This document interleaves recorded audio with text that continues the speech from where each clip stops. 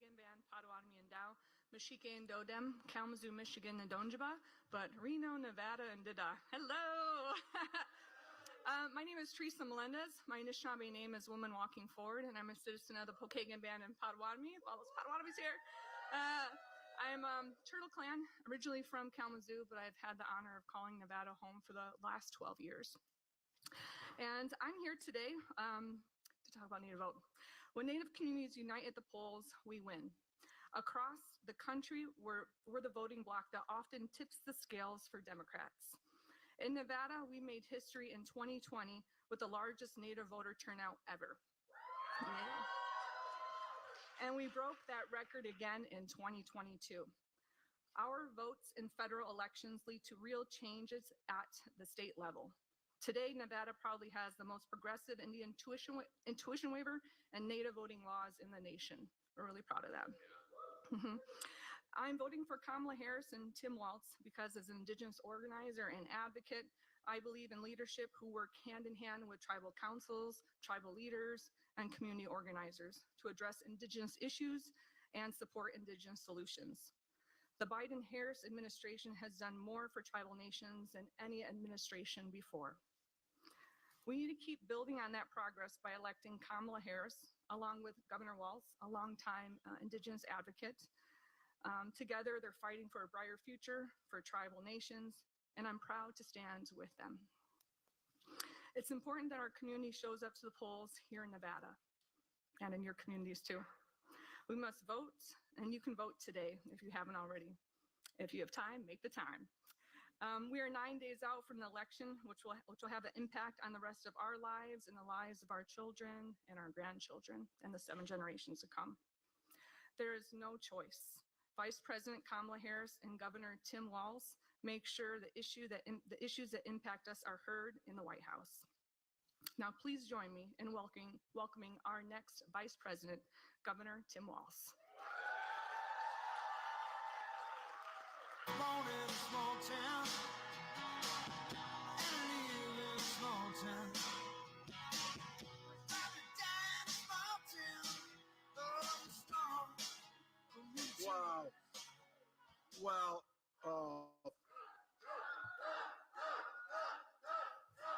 I just have to say, first and foremost, to Teresa, thank you for the kind introduction. I am grateful for it. We've also got a whole room full of really special people. If I could point a personal privilege, got a chance to spend a little time yesterday and get to again today, the phenomenal Deb Holland, if we could. Just amazing. I also have a friend that came out to support me on this journey. We've actually been friends for quite a while, and we say we're partners in justice. Minnesota's amazing Lieutenant Governor Peggy Flanagan. Miigwech. A few weeks ago, I had the opportunity to meet some of you there with the Gila River Band, or Gila River Indian community, which was great. And yesterday we did something that I think this room would acknowledge needs to be accepted as the normal thing that we should do. Because I was told I might have been the first candidate to go out to Window Rock on the Navajo Nation to see them. I often say you shouldn't get patted on the back for things you're supposed to do.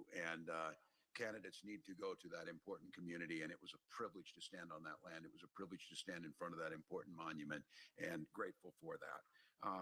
Before I start, I do want to recognize Friday's historic announcement. You all saw President Biden formally apologize for the practice of forced Native boarding school policy. Resulted in the abuse of so many Native children, forced the separation of Native families, which went on for more than 150 years. Vice President said these acts not only violated basic human rights, but they also attacked the very existence of tribes.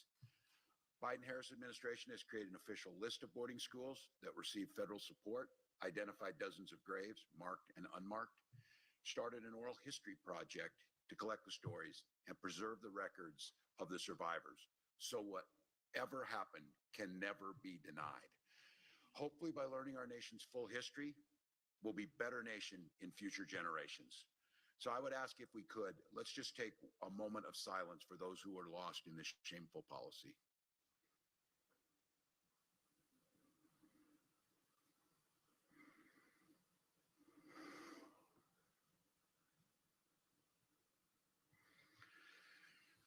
Well, thank you to each of you.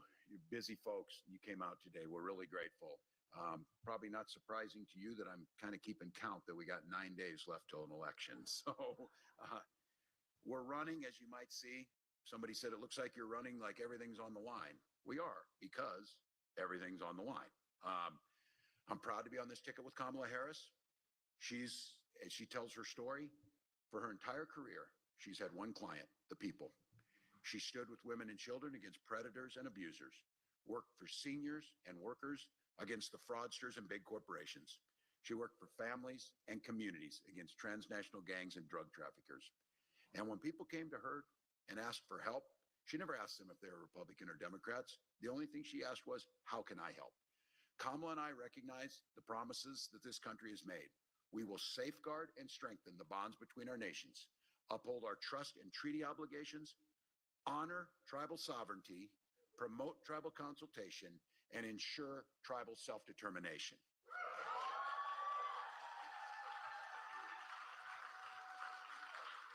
And let's just be very clear. If our tribal nations are doing well, the rest of the nation is doing well. I have the privilege of being governor of Minnesota to work with our 11 sovereign nations, 7 Anishinaabe and 4 Dakota. In Minnesota, we've laid out a national model for how state government can work with and consult with tribes, respect their sovereignty by codifying into law government-to-government relationship with tribal governments in our law. In my conversation with Native people, I have an overwhelming call for a fresh start, one that taps into the ambitions and dreams of all Americans. Kamala Harris is offering a new way forward. We know that this economy works best when we lower costs for families and everybody gets a chance to get ahead. We noted the anniversary of the loss of one of Minnesota's greatest in Paul Wellstone, who last week marked the 22nd anniversary of his untimely death. Paul Wellstone summed up the economy that said, we all do better when we all do better. And that's what Kamala is talking about. For starters, we know we have to bring down grocery prices by tackling price gougers in big corporations. Donald Trump and J.D. Vance, they want to give billionaire friends tax cuts. And Trump has proposed what he tries to tell people that the Chinese will pay for, just is not true. That $4,000 will be added to everything that you buy, and it will be on middle-class families. Kamala Harris is proposing a tax cut that will benefit 100 million Americans across the middle class. And the most important one, another thing we did in Minnesota, a child tax credit of $6,000 in a child's first year of life to be able to buy things like a crib and car seat and diapers and the things to get that child off to a good start. And we also know protecting the ACA, making sure that affordable health care is there. And as I said yesterday, making sure that the IHS is funded as it should be and a workforce is provided to that workforce. Something that took way too long, but now we can negotiate, Medicare can negotiate with drug companies to bring down the costs. We did it for seniors with insulin, and soon we will do it for 10 more of the most commonly used drugs to make sure we keep prices down. And then I think the proposal that for me, my mom is 89, still lives in her home, allowing Medicare to pay for in-home care so she can stay in her home and live with dignity. And I see the young people here. I keep assuring those young folks that are here, when you turn 60, you'll start thinking about Medicare and other things. You start thinking about these things, how they met. But one thing that she proposed too is that we hadn't done before is having Medicare pay for vision and hearing. I said when my mom got her hearing aids a few years ago, I said, she's a lot more fun now because we can hear her. So she hears what we're telling her. Also, especially in Indian country, that it becomes the more remote we are, making sure we're expanding telemedicine and recruiting those medical professionals by paying for that for in communities. And what we all know is every single person in this country should be able to have the peace of mind that if they pick up the phone and need help, they dial 911, that there's an ambulance there. But we have ambulance deserts across this country, and too often it's in Indian country where we're not able to get there. That has to end. Donald Trump and his Republican buddies, they see it a little bit differently. I liked it how he's now saying, oh, I'm a champion of the ACA. Then why did you try to get rid of it 60 times? Why did you have a lawsuit against it? Why did you sign an executive order? And I think we were just over in Arizona, and I give them great credit for this. The reason that we have the ACA is because one Senator, John McCain, had the courage to stick up for it and protect that. And it's important. Look, he's also talking about repealing the Indian Healthcare Improvement Act. We know what the impact of this would be catastrophic for this community. He's proposed major cuts to the IHS that would endanger health coverage for literally millions of Indigenous people. Kamala and I know that we need to make it more affordable across things, whether it's groceries, healthcare is there, but the most important thing for so many people's ability to own a home when they want to own a home, making sure there's enough housing out there. And the biggest impediment for people buying a home, a down payment. And that's why a $25,000 down payment assistance to get you in the door and get you in that home. That's what we can do. And we see it across all of our nations, the entrepreneurship of people wanting to start businesses. It's very difficult to start a small business. You have to cut the red tape, which he has pledged to do, but also you need that access to capital, $20,000 grant or forgivable loan to get you in the door, and then a $50,000 tax credit to get your business off the ground. The average small business costs about $40,000 to start. If you've got a dream out there and an opportunity, this gets you in the door. And when I get asked about how are we going to pay for this, large corporations get tax cuts. If they would simply pay their taxes, there's plenty to go around to make sure we can invest in others.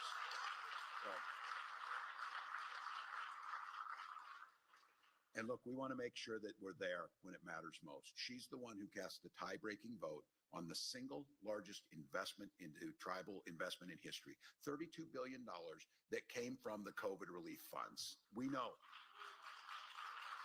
$13 billion for high-speed internet, for roads and bridges. And I just want to be clear during COVID, the ability to make sure we're investing in those communities. But I want to note, and we saw this in Minnesota, that the professionals in our sovereign nations did an incredible job of protecting not only their people, but in the communities surrounding where they were at by getting vaccines to them, getting the care that they needed, and the working together. I think the one thing that COVID certainly reminded us of is the community knows how to care for itself.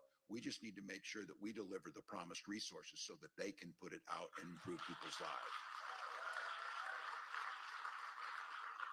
Again, you know, the protecting of the 10 national monuments that are out there and more than 200 co-stewardship agreements. We do this in Minnesota too, knowing that we can work to protect those. She's the one that helped restore those protections on Bears Ears Monument. We understand that there's many water claims that need to be settled and making sure that we're righting the wrong policies of the past and fixing them now. She established, as we did in Minnesota, the murdered and missing Indigenous relatives and unit at the Department of Interior to solve cases. On this one, Deb Holland, thank you for the work. Simply unacceptable that these are not treated the way they should. Donald Trump, not going to come as a shock to you, wasn't really great on tribal issues. I'm sure he tells you I'm the greatest that ever was. I was the greatest that did this. He excluded tribal businesses from applying for that pandemic aid. Why was a tribal business any different than another business when it came to it? But they wanted to put up a barrier so that they couldn't do it. Made it harder and removed that practice of protecting Bears Ears Monument and made it harder for tribes to regain ancestral lands. And he even tried to de-recognize tribes. That's what he did. Never once did he convene a White House Tribal Nations Conference. Might not be bad to come talk to folks, to consult before a decision is made, before you decide to do a project, before you decide to build a highway or whatever it might be. Consult together, decide if it's done first. And then I will just have to say, I brought this up yesterday standing out there at Window Rock, because I know all of you saw it when he did this. The one time he brought those heroes, the Navajo Code Talkers, to the White House, he forced them to stand in front of a painting of Andrew Jackson. Now, I'm not certain he knows enough about history to know what he was doing, but the people around him knew exactly what he was doing. To make those elders and those heroes stand in front of that painting was disgraceful. And I said, that's how Donald Trump does things. So look, he tried to block expanding of casinos, claiming that some tribes who were applying weren't truly Native American. And he had a quote, if you remember, if some of you have seen this, where he testified in front of Congress, they don't look Indian to me. That's what he said. And he said, actually, later, he said, I think I got more Indian blood than they do. Now he gets away with saying these things. Let's name that what that is. That is so damn racist and so unnecessary. And the idea that he would be president of the United States, this is about demeaning people. This is what he continues to do. And to all of you here, I think the one thing we know is all of the issues, and I think this is it. There are issues that impact Indian country, but the issues that impact the rest of the country impact you, from healthcare to education to climate to all of those things too. And the one that I have to say, and to the men who are here, to the women you love in your life, this election could literally be about their lives are at stake, because the ability to be able to get healthcare and reproductive healthcare is life and death. I just came from a young woman, Caitlin Joshua, who was forced time and time again to go in. Her fetus had stopped growing. She needed to have healthcare. And because she lived in a state with a Trump abortion ban, she was sent home twice and nearly died. And when this happens, not only we see maternal mortality rates shooting through the roof, and we already know the health inequities that happen to Native women is absolutely shameful in here. Understanding that the care that needs to be delivered, the differences in death rates, it simply is unacceptable. With Donald Trump in there bragging about putting those judges on the Supreme Court, he exacerbates a situation that is already intolerable for women across the country, made doubly worse for Native women. That has got to be something we take. He calls it a beautiful thing that Caitlin Joshua went home and nearly bled to death because they wouldn't give her what was accepted basic care, putting the rest of her chance to have children at risk. So look, we know that women are going home having miscarriages. We know that women are trying to get care wherever they can. We know that women who are survivors of rape and incest are being forced to not get the care that they need. And we know that he is going to do this and continue to do it and make it worse. And again, just for those statistics on there, Native women and Alaska Natives, twice as likely to die because of this, twice as likely to die in this country. There needs to come a time, especially in 2024, to say that is simply unacceptable and immoral and needs to be corrected. And that's what Kamala Harris believes. Now, I talk a little bit about reproductive care for myself. And look, these are women that they shouldn't have to talk about this in public, because it's nobody's business but theirs, and their families and their doctors. But they're being forced to talk about it because they're being put at risk. My wife and I started talking about this idea when they started talking about banning infertility treatment. They want to make sure that you can't go in and get that. And we tried for years to have a child, used infertility treatment, finally had that baby because